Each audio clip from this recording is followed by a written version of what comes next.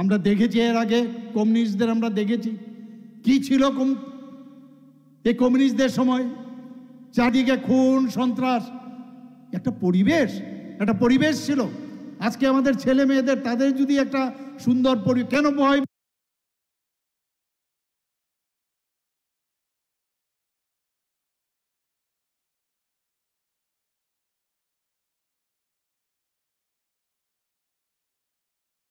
ভাবে ওরা তাদের বাসস্থান থেকে আরম্ভ করে রাস্তাঘাট, তাদের সমস্ত জায়গায় উন্নয়নের কথা বলছেন, সেটা কিন্তু শুধু মুখে না, কাজ করে উনি দেখাচ্ছেন। আজকে আমার পূর্ববর্তী বক্তা এখানে বলেছেন ত্রিপুরাতে, আপনারা একবার ভাবুন, ত্রিপুরার এই রাজ পরিবারের একজন ব্যক্তি, বিশিষ্ট ব্যক্তি, ত্রিপুরার মতো একটা ছোট রাজ্য, আমাদের এই মাননীয় উপমুখ্যমন্ত্রী ছিলেন ত্রিপুরা রাজ্যের, উনাকে তেলেঙ্গানার মতো একটা রাজ্যে কিছুদিন আগেও উনি আমার সাথে দেখা করে গেছেন, এইরকম একটা রাজ্যের উনাকে রাজ্যপাল বানিয়েছেন। এর আগে কোনোদিন আপনারা শুনেছেন? আমরা ভাবতে পারি যে ত্রিপুরার কোনো ব্যক্তি এর আগে না রাজ্যপাল হয়েছে। তো সেই জায়গায় মাননীয় প্রধানমন্ত্রীজি সম্মান দিয়েছেন, ব্যক্তি বিশেষ নয়, এখানে ব্যক্তি হিসাবে দেননি, যে জনজাতি গোষ্ঠীর, আমার ত্রিপুরার জনজাতি গোষ্ঠীর একজন, এতে করে সবাইকে এখানে আজকে জনজাতি, ত্রিপুরার যত জনজাতি আছেন তাদেরকে সবাইকে সম্মান দিয়েছেন, একজনকে ওখানে রাজ্যপাল বানিয়ে। আজকে আমাদের রাষ্ট্রপতি, কোনোদিন ভাবা যে একজন মহিলা, যেখানে মহিলারা এখানে আছেন, বিভিন্ন জায়গায় আমি যাই, সেখানে আমি গিয়ে দেখি আমাদের এখানে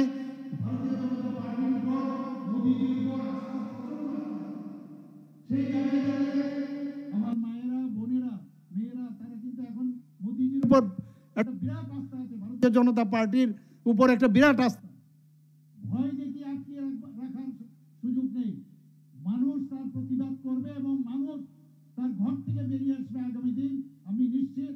এবং এর জন্য ভারতীয় জনতা পার্টি সেই জায়গায় কেউ যদি গায়ের জোর দেখায়, তার জন্য যা যা করার আমরা সেটা করব। এর আগে অনেক ঘটনা হয়েছে, আমি বারবার বলছি, সবারই রাজনীতি করার অধিকার আছে, সবার বাক স্বাধীনতা আছে, সবার যে কোনো চিন্তা করার যে তার যে লিবার্টি তার আছে। এটা আমাদের যে সংবিধান, সেই সংবিধানের মধ্যে আমাদের কিন্তু সেই রাইটস দেওয়া হয়েছে। তো সেই জায়গায় দাঁড়িয়ে আমাকে কি করে আমার যে মতামত, আমার যে চিন্তাধারা, সেখানে কি করে জোর করে তুমি আটকে রাখবে? কংগ্রেসকেও আমরা দেখেছি, কমিউনিস্টদেরও আমরা দেখেছি, কাজে এদের কি অবস্থান আমরা অলরেডি দেখে ফেলেছি। আজকে বিহারে কি জঙ্গলরাজ ছিল আপনারা দেখুন, সেই জায়গায় দাঁড়িয়ে আবার পুনর্বার, এবং যে আশা কোনোদিন করেনি, যে রেজাল্ট এবার ভারতীয় জনতা পার্টির মাননীয় মোদিজির উপর যে বিশ্বাস ওখানে রেখেছেন, এনডিএ সরকারের উপর যদ্দূর আশা করা হয়েছিল তার থেকে 2 গুণ সেখানে আমরা তার রেজাল্ট আমরা পেয়েছি। আমি নিশ্চিত যে আগামী দিনে আমাদের নির্বাচন আসবে, নির্বাচন যাবে, কিন্তু নির্বাচনের মাধ্যমে একটা জিনিস বোঝা যায়, সেখানে একটা পরীক্ষা দেওয়ার মতো, যে কোনো পার্টি আসতে পারে, যে কোনো পার্টি সেখানে তাদের আমাদের যে ইলেকশন হয়, নির্বাচন, সেখানে প্রতিদ্বন্দ্বিতা করতে পারবে, কিন্তু মানুষকে জোর করে তার মত, তার মন, সেটাকে আদায় করা যায় না। তার প্রকৃত উদাহরণ হচ্ছে বিহার। আমরা এর আগে অনেক কিছু শুনেছি, বিহারে নতুন করে সরকার চলে আসবে, কিন্তু কিছুই হলো না, আপনারা দেখলেন। এবং এর আগেও উড়িষ্যার মতো, এত বছর বাদে উড়িষ্যার মতো জায়গায় ভারতীয় জনতা পার্টির সরকার সেখানে গড়েছে। এর আগেও আপনারা দেখেছেন রাজস্থানেও সেই সরকার ভারতীয় জনতা পার্টির হয়েছে, মহারাষ্ট্রে তো ভারতীয় জনতা পার্টির সরকার হয়েছে, মধ্যপ্রদেশও ভারতীয় জনতা পার্টির সরকার হয়েছে। এক একটা ইলেকশন হয়েছে। আর এবার মাননীয় প্রধানমন্ত্রীজি সেদিনও কি বললেন, যে গঙ্গা কিন্তু আস্তে আস্তে করে বিহার থেকে বাংলাতে আসে, এবং আগামী দিন বাংলাতেও ভারতীয় জনতা পার্টির সরকার সেখানে হবে। এবং মোদিজি কি বলেছেন, যে এই যে জঙ্গল রাজ আজকে এত বছর ধরে বাংলায় চলছে, সেখানেও সেটাকে উপড়ে ফেলে দেওয়ার যা যা দরকার মাননীয় প্রধানমন্ত্রীজি সেটা করবেন। আমরা শান্তি চাই, অশান্তি আমরা চাই না, কিন্তু ভারতীয় জনতা পার্টির আপনারা জানেন যার পূর্বসূরি ছিল জনসংঘ, আপনাদের ডক্টর শ্যামাপ্রসাদ মুখার্জি যে পার্টি বানিয়েছিলেন 1951-এ, সেই জায়গায় আজকে এটা বলিদানের পার্টি। আজকে দেশকে অখণ্ডতার রক্ষার জন্য উনি বলিদান হয়েছেন আমাদের কাশ্মীর, আপনারা সবাই জানেন। পণ্ডিত দীনদয়ালজি, যাকে আমরা আমাদের যে আইডিওলজি, যে প্রতিটা মানুষ যারা প্রান্তিক মানুষ, সেই প্রান্তিক মানুষ যারা জনজাতি গোষ্ঠী হোক, যাদের কথা কেউ কোনোদিন চিন্তা করেনি, সেই সব ব্যক্তির জন্য চিন্তা করার কথা উনি বলেছেন যে সবকা সাথ সবকা বিকাশ বিশ্বাস আর তার প্রয়াস, মাননীয় প্রধানমন্ত্রীজি সেটা আমাদের পণ্ডিত দীনদয়ালজি বলছেন। উনাকেও যেভাবে নৃশংসভাবে হত্যা করা হয়েছে মুঘল সরাই, আপনারা সবাই জানেন। তো আমাদের পার্টির কোনো যারা কার্যকর্তারা, ওরা মৃত্যুর জন্য, মরার জন্য কোনোদিন ভয় পায় না, রাষ্ট্রের জন্য চিন্তা করে। এই ভাবনা চিন্তা যে দেশের জন্য আমাদের চিন্তা করতে হবে। বন্দে মাতরম, আপনারা সব বঙ্কিমচন্দ্র চট্টোপাধ্যায়ের বন্দে মাতরম যে গান, ন্যাশনাল সং তৈরি হয়েছিল এতদিন ধরে, এটা সেই রকমভাবে কিন্তু এতদিন ধরে আমরা দেখেছি সম্মান দেওয়া হয়নি। মাননীয় প্রধানমন্ত্রীজি 150 বছর পূর্তি উপলক্ষে আমরা বন্দে মাতরমকে নিয়ে নতুনভাবে উনি আমাদের শেখাচ্ছেন। বলছে যে বন্দে মাতরমের এই স্লোগান নিয়ে কত শত শত লোক, হাজারো লোক আজকে এই দেশের জন্য প্রাণ বলিদান হয়েছেন। কাজে এই বন্দে মাতরম গানকে আমাদের সম্মান দিতে হবে, সেই কাজটা উনি বলেছেন। উনি কি বলেছেন যে 75 সীমান্ত গ্রাম বীরো কা নাম, এর আগে আপনারা শুনেছেন কখনো? এবং আমরা ত্রিপুরাতে বহু জায়গায়, আপনারাও হয়তো বা জানেন না, আমরাও জানি না, এক একটা গ্রাম 75টা, যখন 75 বছর পূর্ণ হলো আমাদের স্বাধীনতার, বিভিন্ন জায়গায় সেখানে নাম খোদাই করা হয়েছে ত্রিপুরারই বহু জাতি জনজাতি সব গোষ্ঠীরই যারা দেশের জন্য প্রাণ বলিদান হয়েছেন, বা এখনও যারা দেশের অখণ্ডতার রক্ষার্থে, সেখানে বিএসএফই হোক, সে আর্মিতে হোক, আমাদের ত্রিপুরার ছেলে মেয়েরা অনেকে আছে, তাদের নাম সেখানে আমরা খোদাই করে রেখেছি। হর ঘর তিরঙ্গা, আমরা এর আগেও তো আমরা ন্যাশনাল ফ্ল্যাগ আমরা উত্তোলন করেছি 15ই আগস্ট, 26শে জানুয়ারিতে, কিন্তু আমরা হর ঘর তিরঙ্গা, মাননীয় প্রধানমন্ত্রীজি কি বলছেন যে আমাদের এই তিরঙ্গা আমাদের জন্য আমাদের গর্ব, আমাদের সেটা proud, we should be proud of our national flag, এবং তাকে সম্মান দিতে হবে।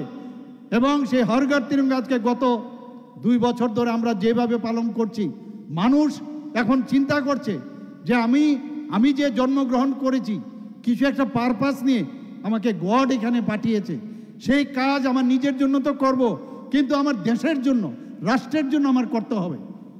কাজে সেই জায়গায় দাঁড়িয়ে একটা প্ল্যাটফর্ম দরকার, সেই প্ল্যাটফর্ম হচ্ছে ভারতীয় জনতা পার্টি।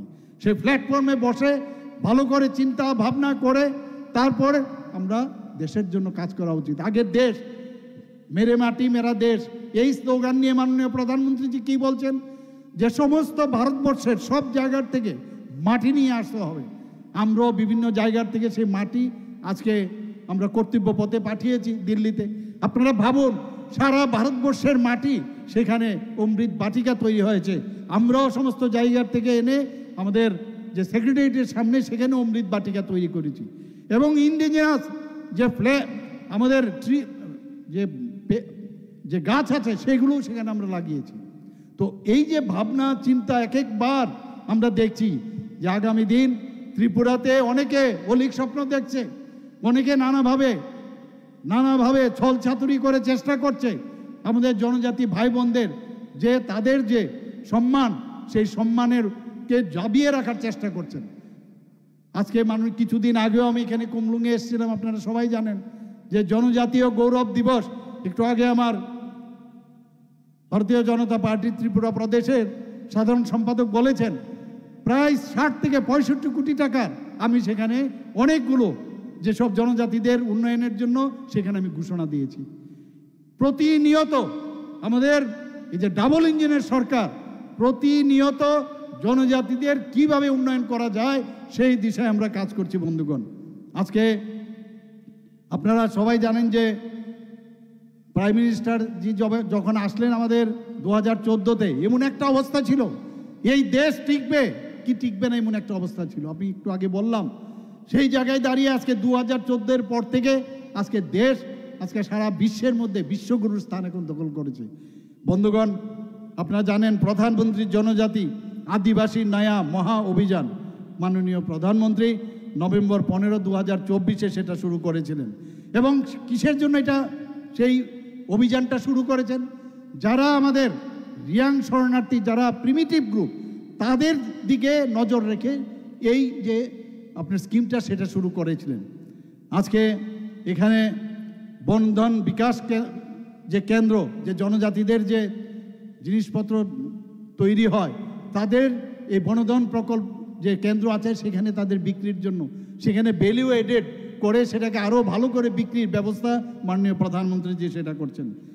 আপনারা ধরতি আভা জনজাতি গ্রাম উৎকর্ষ অভিযান 2024, সেটাও 2 অক্টোবর মাননীয় প্রধানমন্ত্রী নরেন্দ্র মোদীজি আমাদের জাতির পিতা মহাত্মা গান্ধীর জন্মদিনে ওনার যে বার্থ অ্যানিভার্সারি, সেখানে এই যে স্কিমটা সেখানে শুরু করেছিলেন। সেখানেও দেখা গেছে প্রায় সেন্ট্রাল শেয়ার 26,333 কোটি টাকা এবং স্টেট শেয়ার প্রায় 22,823 কোটি ছিল। সেই জায়গায় দাঁড়িয়ে জনজাতিদের উন্নয়নের লক্ষ্যে সেই কাজটা করেছেন। উদ্দেশ্য কি? সেখানে সোশিয়াল ইনফ্রাস্ট্রাকচার, স্বাস্থ্যের ব্যবস্থা, এডুকেশন এবং সেখানে লাইভলিহুডের জন্য এই স্কিম শুরু করেছেন। প্রধানমন্ত্রী আদি আদর্শ গ্রাম যোজনা আপনারা সবাই জানেন, সেখানেও মাননীয় প্রধানমন্ত্রীজি সেই স্কিমটা চালু করেছেন। সেখানে আমাদের যারা বিভিন্ন যে ট্রাইবাল ভিলেজগুলো আছে সেগুলোকে আদর্শ মডেল যে ভিলেজ, তার জন্য সেই মডেল সেখানে এই স্কিমে চালু করেছেন। বন্ধুগণ, আমাদের প্রধানমন্ত্রী বন বন্ধু কল্যাণ যোজনা, আমি জানি না এখানে সবাই জানেন কি না, সেগুলো বলতে হবে, আপনারা নিজেরাও জানবেন, সেগুলো অন্যদেরকেও বলতে হবে। এক একটা যোজনা এবং কয়েকশো কোটি এর মধ্যে যুক্ত রয়েছে শুধু জনজাতিদের জন্য। আপনারা সবাই জানেন যে ত্রিপুরাতে আমাদের আজকে যে এখানে ন্যাশনাল হাইওয়ে 6টা হচ্ছে, ন্যাশনাল হাইওয়ে বেশিরভাগ জায়গা আমাদের জনজাতি অধ্যুষিত এলাকা দিয়ে যাচ্ছে এবং সেখানে যখন এই অ্যাকুইজিশন হয়, সেই অ্যাকুইজিশনের মানে আমাদের জনজাতি ভাই বোনদেরই পাওয়া যাচ্ছে। সেখানে আমাদের এই যে প্রধানমন্ত্রী বনবন্ধু কল্যাণ যোজনা, সেখানে অক্টোবরের 28, 2014-তে মাননীয় প্রধানমন্ত্রীজি যখন আসেন তারপরেই সেটা শুরু হয়। এবং সেখানে কি বলছেন যে আমাদের যারা হেরিটেজ আমাদের জনজাতিদের এবং তার যে কালচার, ট্রাইবাল কালচার, সেটাকে আমাদের সংরক্ষণ করতে হবে। আমাদের এখানে এর জন্য ট্রাইবাল রিসার্চ ইনস্টিটিউট তৈরি করতে হবে। Pre matric scholarship, post matric scholarship, আপনারা একটু আগে শুনেছেন যে কিভাবে আমরা আমাদের জনজাতি ভাই বোনেরা যারা আছেন, ছেলে মেয়েরা আছেন, তাদেরকে কিভাবে স্কলারশিপ আমরা উত্তরোত্তর সেটাকে শ্রীবৃদ্ধি করছি। আমরা এই যে স্কিম আমি বললাম তার মধ্যে কোয়ালিটি অফ লাইফ, আমাদের জনজাতিদের যে কোয়ালিটি, আমরা জন্মগ্রহণ করেছি এতদিন ধরে, এরকম আপনার এইভাবেই জন্ম হবে আর এইভাবেই থাকতে হবে, এইভাবে থাকতে হবে না। এখন একটা চিন্তা চলে আসছে যে না, আমাদের প্রধানমন্ত্রী যে আছেন জনজাতিদের জন্য ভাবেন, ওদের সুযোগ সুবিধা, মৌলিক যে সুবিধাগুলো সেইগুলো দেওয়ার জন্য একজন ব্যক্তি আছেন। আজকে এতদিন ধরে আমাদের জনজাতি ভাই বোনদের কি করেছেন, ভোটের বাক্স বানিয়ে রেখেছেন এবং আমরা দেখেছি সেগুলো এডুকেশনের দিকে যেন বেশি না জানে, পড়াশোনায় যাতে বেশি কিছু না করতে পারে। মাননীয় প্রধানমন্ত্রী যে একলব্য রেসিডেন্সিয়াল মডেল স্কুল চালু করেছেন এবং সেটা কেন চালু করেছেন? আমাদের ভারতের যে ঐতিহ্য, আমাদের শিক্ষা দীক্ষা, যে দেশের মধ্যে মানুষ আগে বিদেশ থেকে আমাদের যে নালন্দা বিশ্ববিদ্যালয়, তক্ষশিলা বিশ্ববিদ্যালয় বিদেশ থেকে আমাদের এখানে আসতো, সেই তাকে আবার নতুনভাবে পুনর্জাগরণের মাধ্যমে এবং যে সংস্কৃতি এবং আমাদের যে কালচার নিয়ে আমরা সেখানে পড়াশোনা হতো, প্রকৃত অর্থে যে বিদ্যা, কোয়ালিটি এডুকেশন যেটা বলছেন, সেইভাবে এখানে একলব্য মডেল রেসিডেন্সিয়াল স্কুল। এবং সেগুলো কোথায়? সেই স্কুলগুলো সমস্ত জনজাতি অধ্যুষিত এলাকায়। ত্রিপুরাতে অলরেডি আগে 2018-র আগে মাত্র 4টে একলব্য মডেল রেসিডেন্সিয়াল স্কুল ছিল। আমাদের সরকার আসার পর সেখানে 21টা মডেল রেসিডেন্সিয়াল স্কুল হয়েছে। আপনারা শুনে খুশি হবেন, এর মধ্যে আমি কিছুদিন আগে আমি দিল্লি গিয়েছিলাম এবং যে ক্রাইটেরিয়া আছে যে মিনিমাম 20,000 যে বিভিন্ন যে আমাদের ব্লক আছে সেই ব্লকের মধ্যে মিনিমাম 20,000 আমাদের জনজাতির অধ্যুষিত এলাকা হতে হবে এবং পপুলেশনের 50% জনজাতি থাকতে হবে। সেই ক্রাইটেরিয়ার উপর ভিত্তি করে এক দুটো জায়গায় রিল্যাক্সেশন দেওয়ার জন্য আমি এবার দিল্লিতে গিয়ে সেই দাবি আমি সেখানে রেখেছি। তাতে করে আজকে আমাদের 12টা অলরেডি রেসিডেন্সিয়াল স্কুল চালু হয়ে গেছে বিভিন্ন জায়গায় বিভিন্ন ব্লকে, এবং প্রতিটা ব্লকে আমাদের 58টা এখানে ব্লক আছে। প্রতিটা ব্লকে আমরা চাই যে আস্তে আস্তে করে একলব্য মডেল রেসিডেন্সিয়াল স্কুল হোক। মাননীয় প্রধানমন্ত্রীজিও সেটা চান। তো 15টা হচ্ছে, ধীরে ধীরে করে আমরা সেটা করব, রিল্যাক্সেশন হবে। তো সেখানে আমাদের ছেলেমেয়েরা, আমি নিজেও কয়েকটা জায়গায় আমি গেছি, কারণ যত পড়াশোনার মাধ্যমে আপনি অন্ধকার থেকে আলোর দিকে আপনি যখন যাবেন, তো সত্য কোনটা মিথ্যা কোনটা, কে প্রবঞ্চনা করছে সেটা আপনি কিন্তু বুঝতে পারবেন। তো কোনটা সাদা কোনটা কালো যখন বুঝে যাবেন তাহলে তো মুশকিল। এর জন্যই এতদিন ধরে যত বেশি আনএডুকেটেড থাকা যায় তত কাজ আগের সরকার এগুলো করেছে। আর আমাদের ভারতীয় জনতা পার্টির নেতৃত্বাধীন সরকার, আমরা চাই আমাদের জনজাতি ভাই বোনদের মধ্যে যদি শিক্ষার হার বাড়ে, আপনারা জানেন অলরেডি সারা ভারতবর্ষের মধ্যে আমরা তৃতীয় সাক্ষরতার দিক দিয়ে, পূর্ণ রাজ্য সাক্ষরতার দিক দিয়ে আমরা এখন কিন্তু 3rd পজিশনে আমরা চলে আসি, মেঘালয় এবং গোয়ার পরে। আপনারা জানেন পপুলেশনের দিক দিয়ে ত্রিপুরা এই দুটো রাজ্যের থেকে অনেক বেশি। শুধু স্বাক্ষর না, সিগনেচার করানো অনেক ক্রাইটেরিয়া আছে।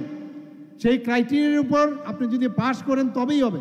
95.6% আমরা কিন্তু সেইটা আমরা পেয়েছি বলেই সেটা দিল্লির থেকে আমাদের ঘোষণা দিয়েছেন। আমি সেই ঘোষণাতে আমিও ছিলাম সেখানে। আমাদের এখন চারিদিকে এতগুলো ইউনিভার্সিটি আসছে, বাইরের থেকে প্রচুর ইউনিভার্সিটি এখন ত্রিপুরাতে আসছে। আজকে ল অ্যান্ড অর্ডার সিচুয়েশনের কথা যদি বলেন, 28টা রাজ্যের মধ্যে আমাদের ত্রিপুরা এখন নিচের দিক থেকে 3rd পজিশনে। আগামী দিন এর জন্য আমি বলছি যে কেউ যদি মনে করে যে অশান্তি সৃষ্টি করে শান্তি নষ্ট করবে, ওরা কিন্তু আমি বলছি এখনো সাবধান হয়ে যান, আপনারা কিন্তু সেটা পার পাবেন না কোনো অবস্থায়। এই সরকার এবং আমাদের পার্টি ভারতীয় জনতা পার্টি কোনো অবস্থায় সেটাকে সমর্থন করে না এবং করতেও দেবে না। বন্ধুগণ, আমরা এর মধ্যেও আপনারা দেখেছেন ত্রিপুরাতে আমি কিছুদিন আগেও জনজাতি যারা গোষ্ঠী আছেন সেখানে 19টি জনজাতি গোষ্ঠী আমরা বলে থাকি। আমি যখন রাজ্যসভার সদস্য আমি ছিলাম, সেখানে আমি প্রথম দিন 3 দিন মাত্র আমি সেই রাজ্যসভার সদস্য আমি ছিলাম, মানে ওইখানে ছিলাম 2 মাস অবধি ছিলাম। কিন্তু 3 দিনের যে আমি সেখানে উপস্থিত থাকার সুবাদে আমাকে বলা হয়েছে ডার্লং কমিউনিটি তাদেরকে ত্রিপুরাতে এসটি করে তাদেরকে মানে রেজিস্ট্রি নেই। তো সেখানে আমি জোরালো বক্তব্য রাখার পর ডার্লং কমিউনিটি কিন্তু এখন চলে এসছে সেখানে, তারপরেই কিন্তু বিলটা পাস হয়েছে এবং ডার্লং কমিউনিটি এখন ভারতীয় এই আমাদের যে ট্রাইবাল কমিউনিটির মধ্যে চলে এসছে। তো যে কথাটা আমি বলছিলাম যে আমাদের যে ট্রাইবাল কমিউনিটি 19টি জাতি গোষ্ঠী, তো এখানে সমাজপতিদের আমাদের সরকার আসার পর আমরাই প্রথম, আমাদের ভারতীয় জনতা পার্টি সরকার, তারা যারা সমাজপতিরা আছেন তাদেরকে 2000 টাকা করে সাম্মানিক দেওয়া হয়েছে, ভাতা নয়, সাম্মানিক। তারা সমাজের জন্য কাজ করে। এর আগে তো কোনো সরকার সেগুলো দেখেনি। আমাদের সরকার আসার পর তাদেরকে 2000 টাকা দেওয়া হয়েছে। কিছুদিন আগে আমি ক্যাবিনেটে আমি সেটা সবার সামনে আমি প্রস্তাব রাখলাম যে এখানে আবার কিছু ক্যাপিং দেওয়া আছে, যে সমাজপতিরা যদি কোনো কারণে সরকারি কর্মচারী হয় বা যদি তারা পেনশন পান তাহলে কিন্তু তারা 2000 টাকা পাবে না।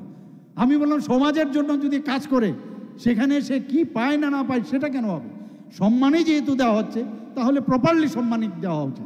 সেখানে আমরা যে ক্যাপিং আমি উঠিয়ে দিয়েছি এবং 2000 থেকে 5000 টাকা সেটা আমরা পাস করেছি এখন। বন্ধুগণ, শুধু তাই নয়, আমি যখন জিজ্ঞেস করলাম যে এতে করে আমরা কতজনকে আমরা দেব, আগে 10 জন সমাজপতি পেত, সেখানে দেখা গেল প্রায় 13 থেকে 14 জন হবে। তা আমি বললাম যে 19টি জনজাতি গোষ্ঠী যদি থাকে তাহলে অন্যদের কেন হবে না? বলছে সবার যে অন্যান্য গোষ্ঠীগুলো আছে সমাজপতি সিস্টেমই নেই।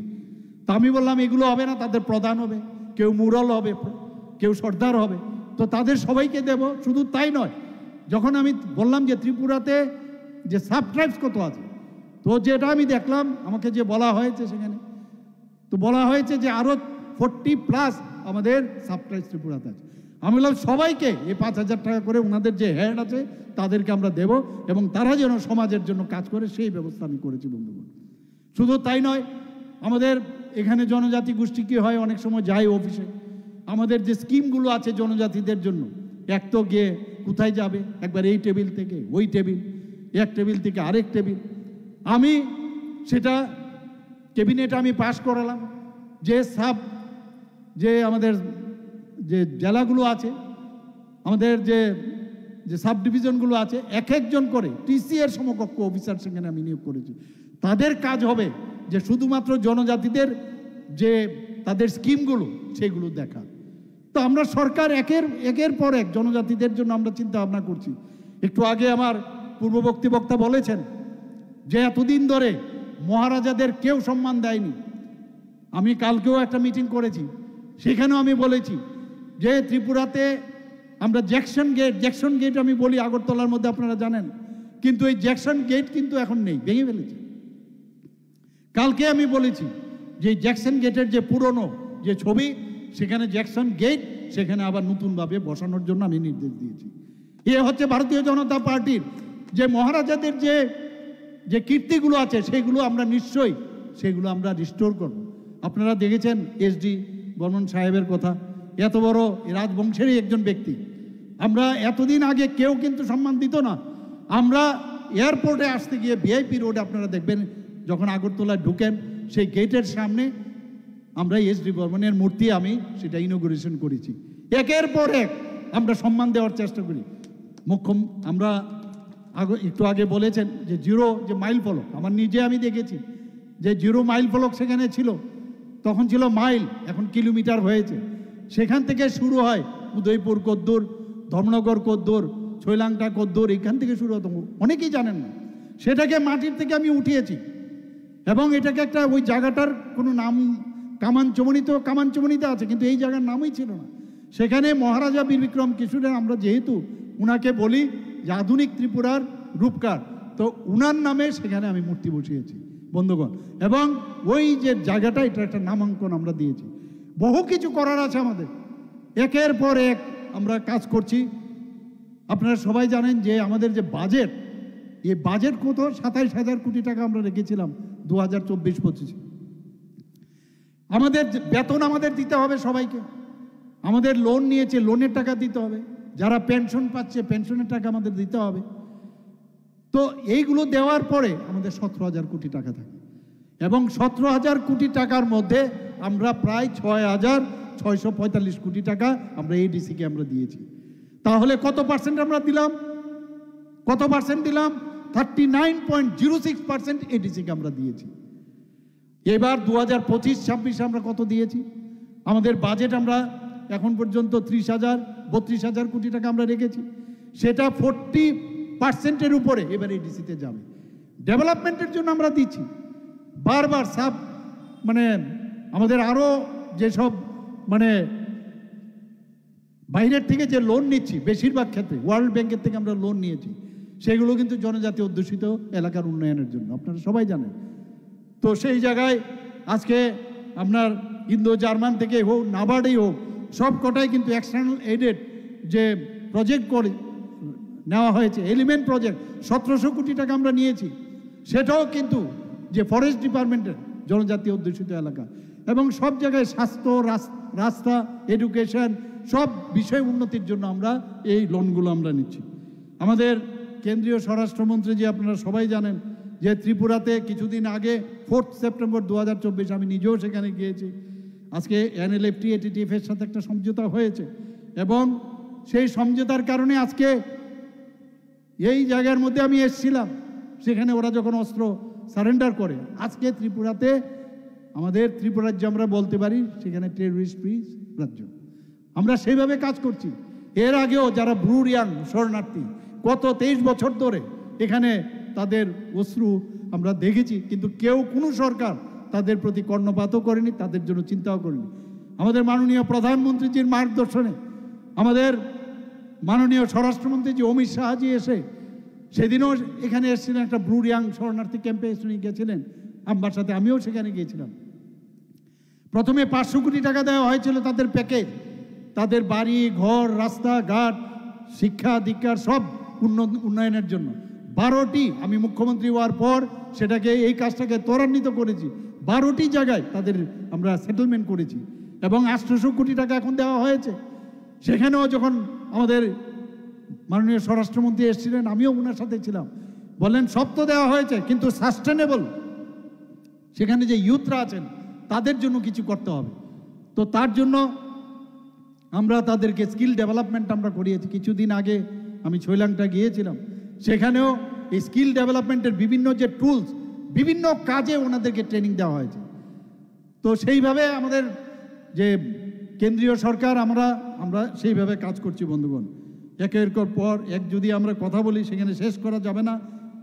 অ্যাসপিরেশনাল ব্লক আপনারা সবাই ধলাই ডিস্ট্রিক্টকে আমরা যদি ধরি, যে আগে ধলাই ডিস্ট্রিক্টে মানুষ ভয় পেত যেখানে কিচ্ছু হবে না, আজকে অ্যাসপিরেশনাল ব্লক করলে 10% আমাদের বাজেট এক্সট্রা সেখানে দিচ্ছি এবং আমরা সেখানে বিভিন্নভাবে আজকে ধলাই ডিস্ট্রিক্টে যখনই আগে ধলাই মানে সেখানে নানা রকম রোগ, রাস্তা নেই ইত্যাদি নানা রকম, আজকে ধলাই গেলে মনে হবে যেন আপনি অনেক সুন্দর একটা জায়গায় এসছেন।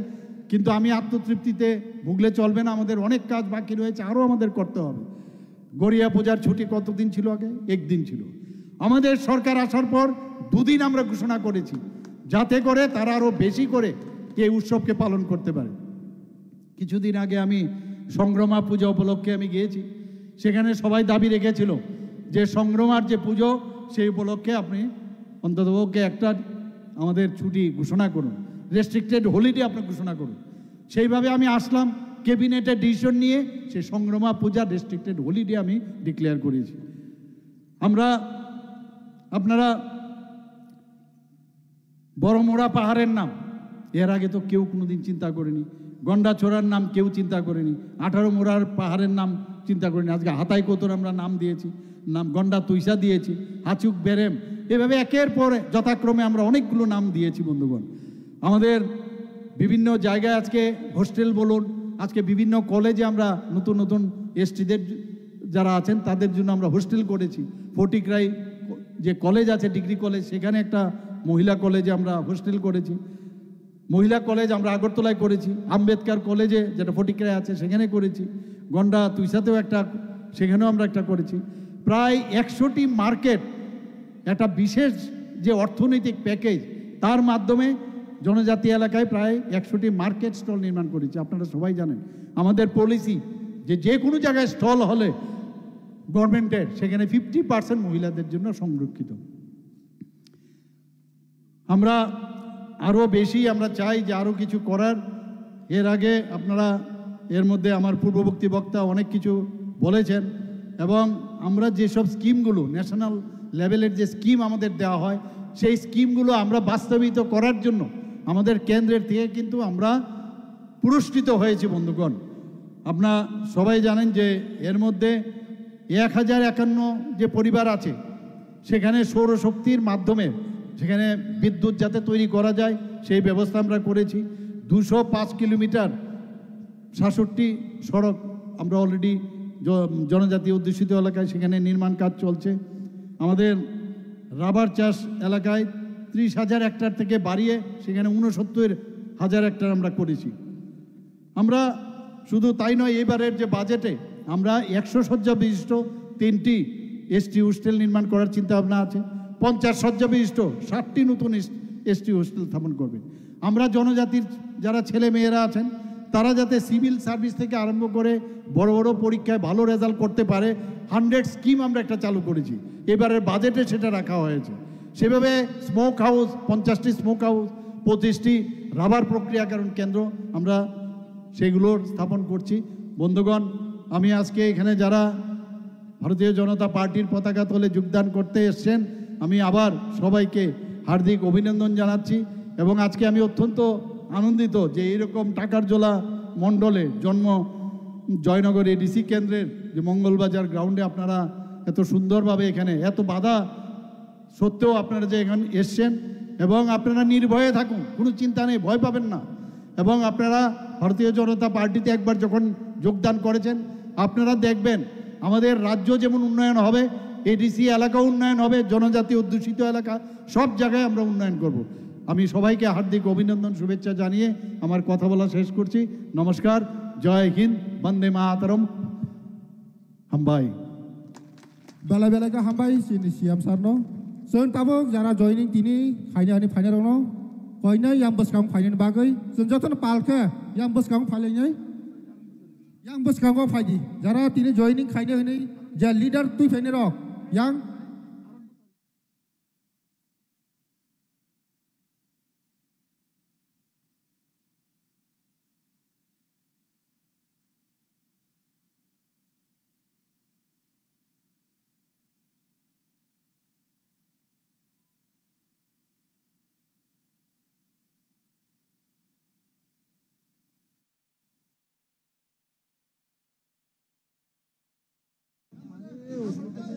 jotono ground bisiko apa yang private bisiko oh